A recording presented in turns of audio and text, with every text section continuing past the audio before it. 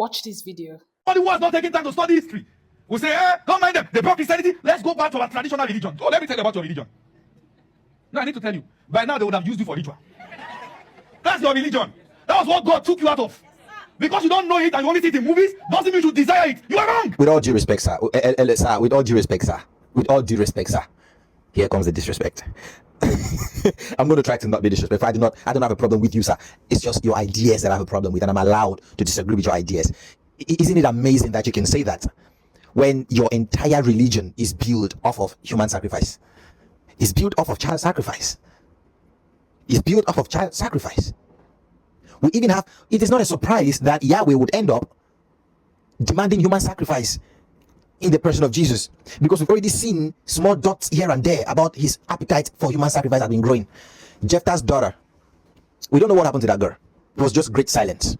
The idea that he could tempt Abraham with sacrifice, how did that thought come to his mind? Like, why would God of the universe, creator of all things, omnibenevolence and all that, why would you tempt somebody already knowing that they are faithful to you? Why would you tempt them with sacrificing their son? And he was already about to do it. In fact, there are even theories that says that he did it, because if you read the text, 2 people went up, and when he was done, they said, and Abraham returned with his servants. He said nothing about Isaac anymore. There are certain theories that say that Isaac was literally sacrificed. But even if that is not true, why would you tempt your servant like that? You see? So no, you don't get to say this. You don't get to have a God who has been drooling, salivating at human sacrifices, tempting people with it, like, no, I was just joking. And then finally culminate in sacrificing his son and drinking his blood, whatever he did with the blood. You don't get to have that in a religion and then you stand there and bash others. You don't get to do that. That double standard, you don't get to do it. Let me respond to this very clearly and directly. Saying Christianity is built on human sacrifice is false. Abraham did not sacrifice Isaac. God stopped him. Isaac was never killed. In fact, the whole point of that story was to show that God does not desire human sacrifice. So when you say that there are theories that says that Isaac was sacrificed, I'm wondering, where are those theories from? Where did you get them from? Because certainly not from the Bible. You cannot rewrite scripture just to defend human sacrifice, please. You cannot rewrite scripture just so that you can defend human sacrifice. Throughout history, some cultures buried servants with dead kings. Some killed twins. Some even offered human beings to idols. That is not Christianity. The God of the Bible repeatedly condemned human sacrifice. He did not approve of it, and he never celebrated it. Now, about Jesus. Jesus was not a little child forced into death. No, he was a grown man who made a choice, a decision to lay down his life willingly. That's not murder. That's voluntary sacrifice. And why? Because sin brings death. All through the Old Testament, animals were sacrificed constantly as a temporary covering for sin.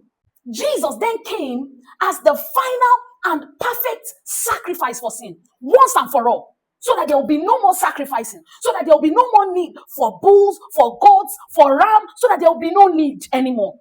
So animals are no longer needed. No one needs to pay any other price for sin. Christianity does not promote humans killing humans. No. It teaches that God himself, in the person of Christ, stepped into human history.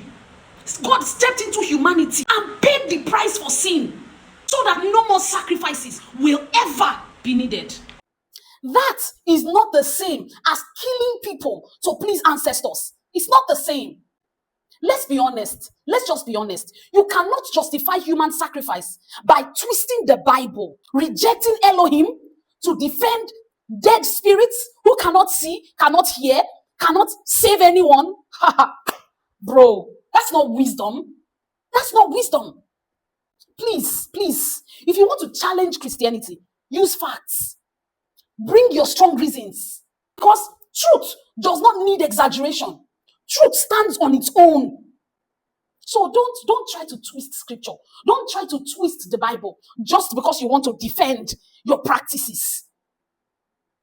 And honestly, I pray for anyone out there who is confused. I pray that they find truth for themselves rather than listening to people online who don't know their left from their right. I really hope that anyone out there who is confused about the truth, that they will seek the truth for themselves instead of listening to confused fellows like this. Selah.